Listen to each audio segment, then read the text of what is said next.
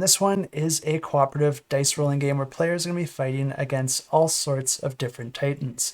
Each of the titans are going to have 4 different health tracks that you're trying to deplete down to 0, and they're also going to have an action deck and different effects and tokens that they leave behind as they move around on the main board. And the players are going to have a whole bunch of different heroes that they can play as, each with their own passive abilities, ultimate abilities, as well as additional abilities that you can purchase throughout the game. And something that I do really like about this game is that it is turn-based, but every single player is involved in that turn because the active player is going to get to roll all 3 of their dice, but then every other player is just going to be able to roll 1.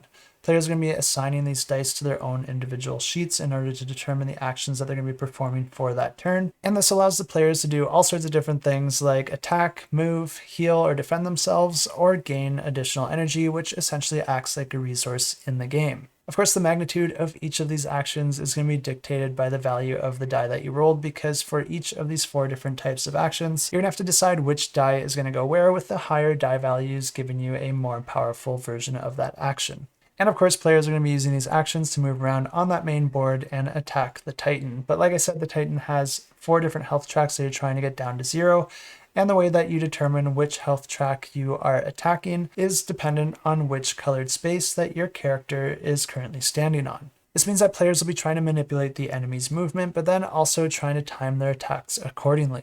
And after all the players have performed their actions, you're going to be drawing a Titan card, which is just going to be giving you some instructions to the way that the enemy is going to be behaving. This usually means that they're going to be moving around and inflicting damage on the different heroes, and you lose the game anytime that 3 heroes are killed.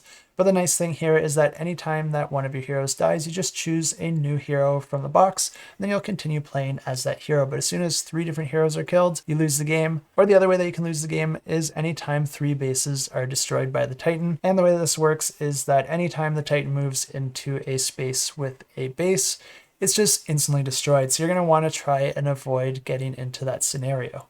If the players can defeat the Titan before either of those 2 things happen, then they win the game. And if you want to know more, you can check out the campaign. I have it linked in the description below.